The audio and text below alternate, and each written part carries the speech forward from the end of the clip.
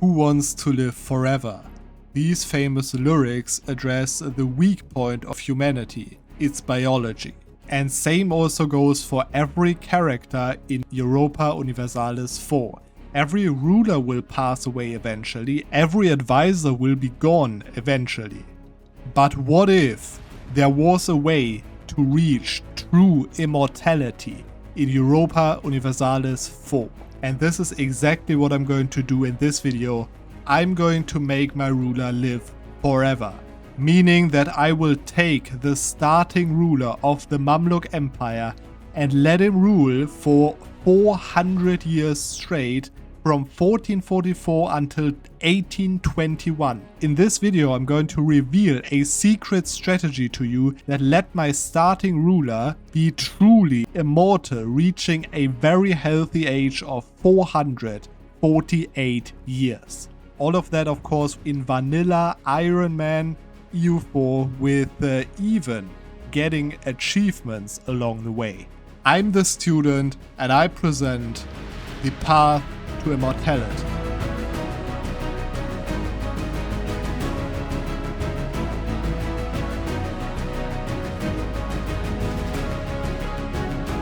I started this run off by conquering my way westwards towards Tunis, Fezzan and the other Maghrebi miners. And yeah, you're going to notice in a second when I explain the trick why that was important. It is actually very important. Now after that, what you can see is that I conquered my way down south towards the Horn of Africa, where I took provinces from Adal as well as provinces from Vasangali, and those were very specific provinces that will also be playing a very big part in my strategy later. And then I also conquered my way through Beja and Makuria, who are also quite weak nations in the beginning, so easy to conquer, but again, very important to conquer, which you're going to see in a second. And then, last but not least, I turned my way against Tunisia because I needed not only the provinces of the Tunisian miners, but also a lot more Tunisian culture provinces. You're going to see why in a second. And that's already it. That's the setup that I needed to do. But I can already tell you the trick is a little more complicated to understand, which is why now I will explain exactly what you need to do and how you can become immortal in EU4. This will be my second to last big EU4 campaign that I will show on this channel. I might do a few videos in between that, but I had two big projects open before EU5 comes out. This is the first one, and there will be one other big project. You can really be hyped for this one, I guess. But after that, EU5 will be there and I'll be able to make videos on EU5 as well. Now, if you want to pre-order EU5, then it will really help me out a lot if you support my channel by doing that via the official Paradox Interactive website that I opened right now, and a link to that is in the pinned comment. And you can see that you can just pre-order the game right here or as the premium edition. And if you add that to the cart, as you can see right there, go to the cart, then you can see that there is a promo code where you can actually add the creator code of one of your, favorite creators. It doesn't have to be me, just don't waste it. Of course, it doesn't cost you anything extra. You can just add the promo code. You can see it took it and then proceed to buy the game, to pre-order it. It really helps out a lot, so yeah, if you want to pre-order it, feel free to support your favorite creator by using their creator code. You can see the student just as my channel, but now let's continue with the video. The moment has come of finishing the setup to become immortal in EU4. And yeah, you can see my ruler right now still alive. He's 88 years old. Now, I'll be honest with you, I had to save scum like a few ruler deaths up to this point. But of course you can't do that after he's like above 90 years old, because the way that it works is that as soon as he's 91 years old, he's going to die within like days. Okay, so he's going to die several times per month. on average, and that means that you can't save scum that anymore. And I only did that up to this point because yeah, I just didn't want to do the first 15 years over and over again, because let's be real, having a guy live from like 72 or what he was, I think, up to 88, that is possible. Of course, it would take you a lot of tries to do that, so I just chose to save scum for a bit, for a few times. And after this moment, I won't save scum any more ruler deaths. And that is because at this moment he is immortal, and I'm going to show you why. So, first of all, you know, we start off with the Mamluk government. Now, the Mamluk government is a very special form of government. As you can see, it enables foreign slave rulers ability, and yeah, also it has like a government ability that right now isn't really relevant because my ruler is pretty bad in stats. I will change that as well, but we'll get to that later. This government means that once your ruler dies, you get an event. You probably saw that a couple of times if you played the Mamluks or if you saw videos about the Mamluks, that you get an event to choose a new ruler. Now, the interesting thing about that is you have different choices to choose your ruler from.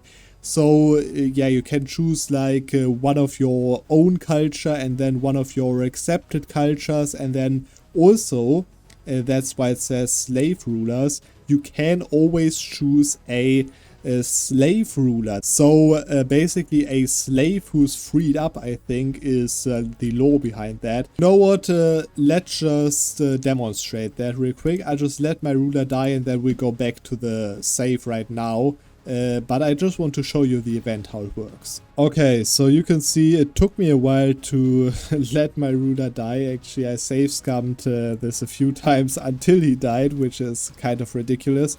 But yeah, I just wanted to show off what happens normally, okay? So you can see normally you get this event over here. So he's technically died right now. So you can see, you know, as long as I can unpause and so on, I can let this event be open for another 4 months, right? And he's still in charge right now, okay? But eventually, like, at least the first option is going to be picked automatically. But now just let's go through the options. Now you can see, first of all, there is an Egyptian candidate from my own culture. Second of all, there is a Tunisian candidate from my accepted culture, Tunisian. And then there is a Syrian candidate also from my accepted culture. Okay, and no other cultures in that terms. So that basically means that as long as you don't have any accepted cultures, all of these options were gone. Okay, so if I don't have Syrian, the Syrian option is gone. If I don't have Tunisian accepted, the Tunisian option is gone. Okay, so far so good. Now there is an additional option, which is the slave option, as I said. So in this case right now, I'm going to get a Circassian slave ruler, okay? Now the Circassian slave ruler obviously comes from the Circassian provinces. Now, right now, the only nation that actually owns Circassian culture provinces is Circassia. Now, what the event doesn't say over here is that, for example, if you own all of that stuff, it's no longer a foreign ruler, right? So those provinces wouldn't count anymore towards giving you that option. But if that happens, if you own all Circassian provinces directly, or if you are at war with the nation, then you also can't get a ruler from them. So for example, if I declare war right now on Circassia, this option would be gone as well. Now the interesting thing is that Circassia is not the only option. If Circassia is not available, for example because I'm at war, or because I own all the provinces, or because there are no Circassian culture provinces in the world anymore, then this last option, this foreign slave ruler option, is exchanged with a normal slave ruler from any culture. And the requirements for that are literally that it needs to be a slave-producing province, such as this one over here in the south of Egypt. And it has to be owned by a Muslim country that is not at war with you. And therefore, then it's of course like a generic type of foreign slave ruler from like a different country that produces slaves. Okay, and then it would also have the culture of that province, the guy. Okay, now you will notice that there are only a few slave provinces in the world actually. You can see that there are a few down here, a few, as I said, just south of Egypt. And then there is one in the Maghreb over here, as you can see. All of these provinces are literally owned by me. You can see owned by Mamluks. This province, which is owned by Bea in 1444, I conquered that. You can see those provinces down there, all 4 of them are owned by me. As you can see, I conquered all of these provinces. This one was necessary to get to this province in the first war. And yeah, that basically means that right now there is no other option available than getting a Circassian culture guy as a foreign slave ruler, because you can see, for example, the slave producing province over here is owned by Genoa, so a non-Muslim religion country, and therefore I can't get a ruler from them. Same also goes for these provinces down here that are owned by Ethiopia, of course, a Coptic nation, so I can't get a foreign slave ruler from them either.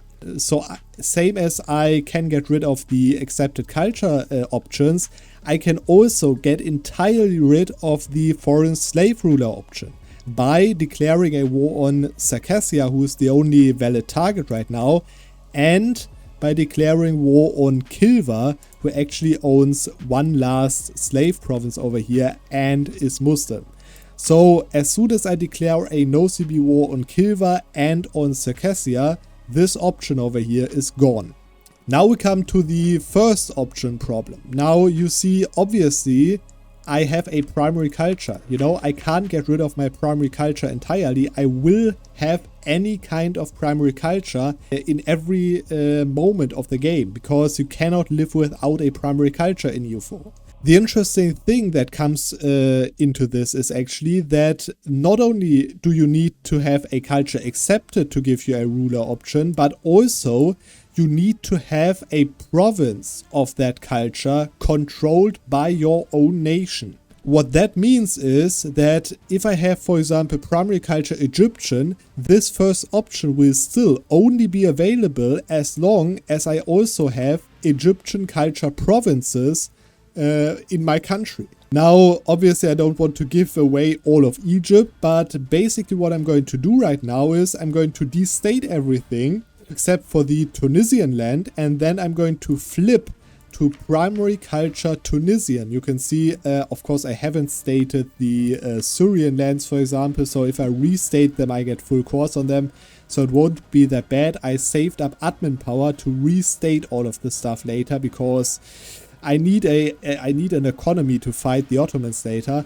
But that's what I'm going to do, and we're going to see when I'm right back. But of course, I have to re-roll the save file to before my ruler died, as I said in the beginning of the explanation. Okay, so that is done. You can see I can now become primary culture Tunisian, and that's exactly what I'm going to do for 100 Diplo points. There we go, we are now Tunisian primary culture. Now, of course, I still own Tunisian culture provinces, so the first option of the new ruler event would still be available right now, just with the Tunisian culture ruler. But of course I can change that now without giving away all of my mainland, basically, because all I can do, you know, the autonomy is pretty bad in these lands anyways. All I can do right now is I can just release Tripoli, for example, and then just give away all of that land. All of the Tunisian culture provinces, except, of course, this one province over here, which is luckily Berber culture and slaves trade good. I need to hold on to that myself, of course, to not make it eligible for the foreign slave ruler event. Okay, I can of course transfer trade power, whatever, even Scudage them, it doesn't really matter that much. Now, what that means is that I'm primary culture Tunisian, as you can see, with 0% in state cores. And if you have a look on the map, Of course, I don't own any of these provinces, so literally no owned province of my provinces has Tunisian culture. And that means that the first option right now, even though I have a primary culture, is not available anymore because I don't own any provinces of that culture where the ruler could come from. And now all I need to do to eliminate the second and third option of the event is to demote Egyptian and Syrian culture. Now, of course, this is going to hurt with my income. You can see it gives me tax modifier, manpower modifier, and more unrest and all that stuff. But at least I can now restate everything, including the provinces of Syria. So I think money should be more or less the same as it was before. Okay, so now you can see I've full stated most of the provinces right away with a lot of my admin points. You can see only a few provinces are left with only very little development. So yeah, after I lowered autonomy again, income should be alright, but of course I need to hold on to a little bit of my admin power because I need to no-CB 2 nations right now, as I said. Because even though I have no available culture that a ruler can come from after my ruler dies, I still have the foreign slave ruler problem. And that option only goes away if I'm at war with the nations that are actually available to give me a foreign slave ruler, right? So in this case, we're talking about Circassia because of the Circassian culture, as well as Kilwa because of their slave province over here in Zanzibar. Now, Kilwa will be super easy. You know, I can just no-CB one of these guys, one of these smaller guys, and take the province. Circassia is kind of an annoying nation to fight because you can see there are a tributary of the Great Horde and allied to Muscovy, but I can just declare a war on Theodoro. As you can see, they are allied to Circassia, and Circassia has below 50% war score. And if you have a look on the colonial range, I can take their provinces, which means that I'm going to no-CB Theodoro right now. After a day, there we go. I'm going to no-CB Theodoro right now and then full annex Circassia. But as soon as I'm at war with them, so right now, as soon as I'm at war with them, I can actually no longer get a slave ruler from them. So they are right now out of the equation. So all that needs to happen is my ruler is not allowed to die in the next 14 days and then I'm good to go. And yeah, I think this should be doable really. So I actually had to wait 1 month to declare another war. But you can see my ruler is still alive. I have no event right now. And both of Kilwa's allies are actually not going to join. And I can call in Ajuran, so I'm definitely going to do that, except they don't desire the provinces. So yeah, I'm just going to call them in. This is going to be easy war. You can see they have only 10k troops. So Ajuran is probably going to solve this by themselves, while I will be going for the full annexation of Circassia. But of course I can now update my stability again back to 0. Lower war exhaustion to not get any rebels. And right now, this is the moment that my ruler is literally immortal. And as soon as the event triggers the first time, I'm going to show you what I mean by that. There we go, and this is exactly what I mean, what I wanted to show you, because technically you can see the death of our ruler has occurred. And yeah, you can see I cannot click any option because I literally eliminated every single option for a ruler that this event has. And that means that you can see this is basically a completely dead event now, okay? This event can trigger, as you can see, once my ruler dies, who apparently right now died, right? But you can see I cannot choose another ruler. And now if I just let this run for about 4 months, you're going to notice what happens with this event, right? Of course, I have to keep this event open right now for 4 months because I can't click anything as well. But after 4 months, this event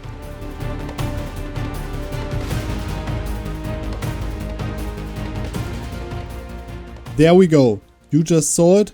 The event just disappeared. The event basically just auto-clicked itself, but there was no option available. So I don't have a new ruler. You can see it's still the same Sultan that I started with 88 years old.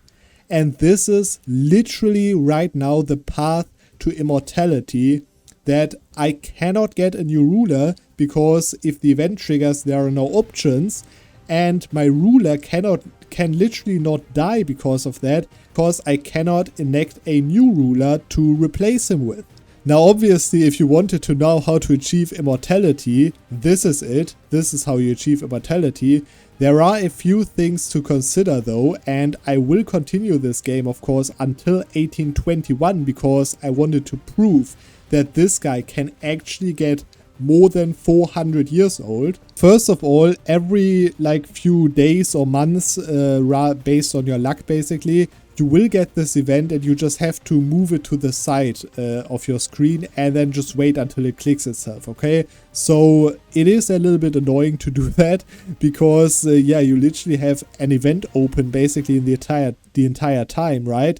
But on the other hand, you achieved immortality. So in my opinion, it's a pretty small price to pay for that. Now there's one thing you have to keep in mind, and that's very important because there is a possibility to re-enable one of these options. So for example, this province over here, if I lose this province to, for example, Tunis, let's say, to any kind of Muslim country, then that province will be an eligible province again to give me a ruler. So as soon as any option of the event is available again, my ruler is no longer immortal, basically, right?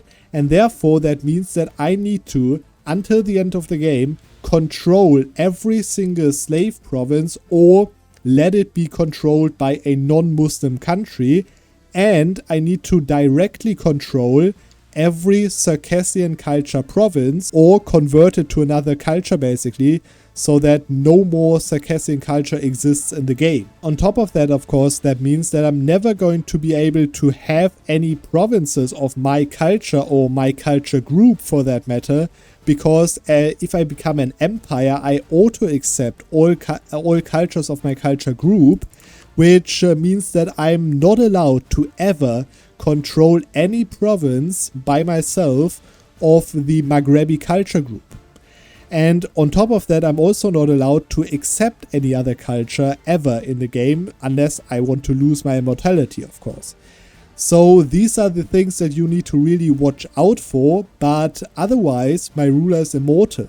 Of course, you're going to notice my ruler is pretty bad. Now you can see it's a 223, which is, in my opinion, super bad to play with him for 400 years.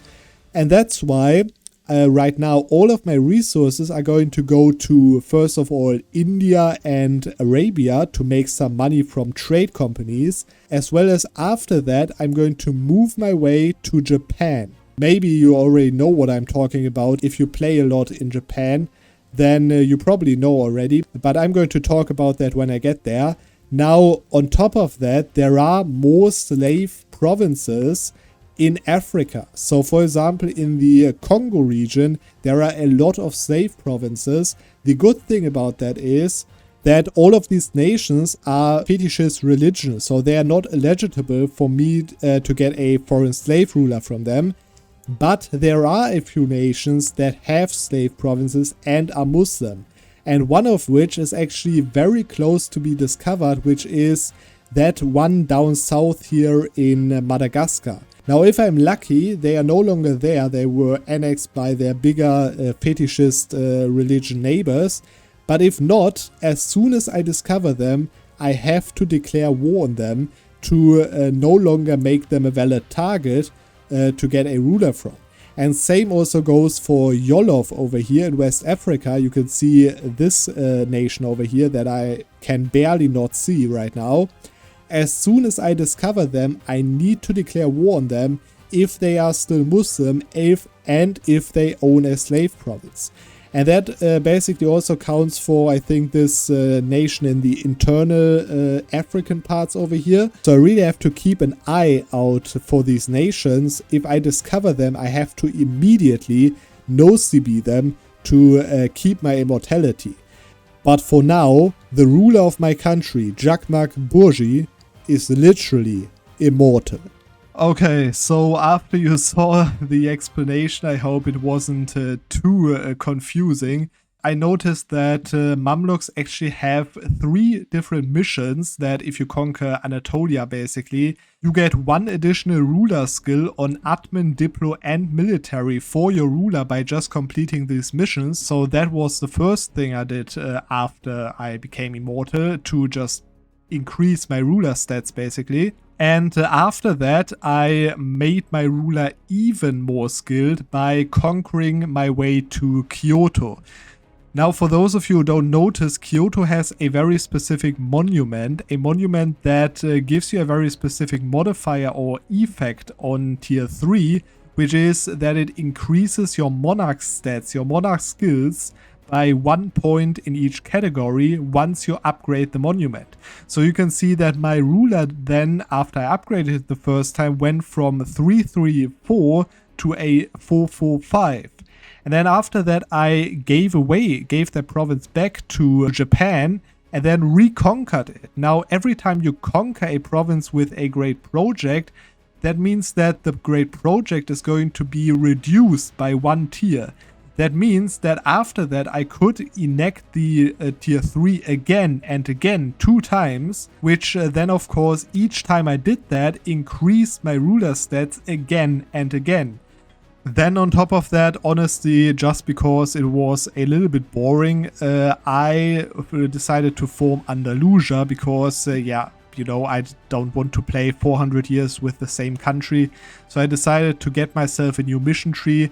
And the interesting part about that is that that changed my primary culture and my tier 1 reform. My tier 1 reform, I had to switch back to the Mamlukan government again to have the same event triggering. But I owned Andalusian culture provinces while accepting that culture. So what I did is I released Granada, funnily enough, as Andalusia and gave all of my Iberian culture provinces away. And then after that, I just simply consolidated my borders and made it look nice in the end, which you're going to see right now. This is it. You can see this is the world on December 1820. And now if you calculated that through in the beginning, you would know how old my ruler is by this point. But I can also just show you my ruler, the great Sultan Jacques Bourgie from Andalusia, no longer Mamluks, is right now 448 years old. Almost 450 now. He will get to 449 on the 1st of January, but yeah, sadly we won't see that anymore. But yeah, you can see he was a 666 ruler, of course, ever since I did the stuff with the Kyoto monument, you saw that. And yeah, right now that's the end of the game. I played as Andalusia, I showed you that there is a path to true immortality in EU4. And it is this path as the Mamluks. That's the great power score. You can see I'm number 1, although quite close, by the way, to Austria-Hungary, who actually conquered a lot of stuff in Central Europe. But you can see, funnily enough, we have all 3 hegemons occupied, with me being the economic hegemon and Great Britain and Russia being diplomatic and military hegemon.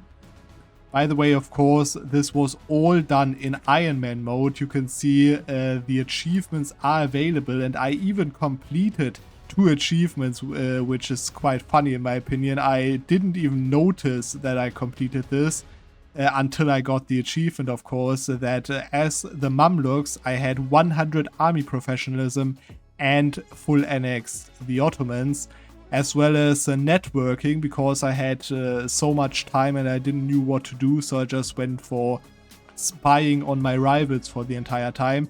Yeah, but you can see all of that was done in Iron Man mode, and you can literally have an immortal ruler in Iron Man mode in EU4. So let's just finish this game off. I guess you don't see the end screen too often, do you? But yeah, let's just see that and have a look at these statistics real quick. Yeah, the event triggered one more time. And there we go, from the 11th of November 1444 until the 3rd of January 1821. And those are the general statistics. You can see like history of the ruler is insane. I have, like, as you can see, no other rulers in here. So it's literally all the history of one single ruler. And if I open these statistics, you can see I played as Andalusia. Your longest reigning ruler was Jacmag, who guided your nation for 376 years. Yeah, and that's it basically. I'm just going to go through that real quick. Nothing special, I guess, except for like the ruler, the one ruler that ruled me the entire time. So I really hope you enjoyed the video for this week, and we are going to see, as always, on another Monday.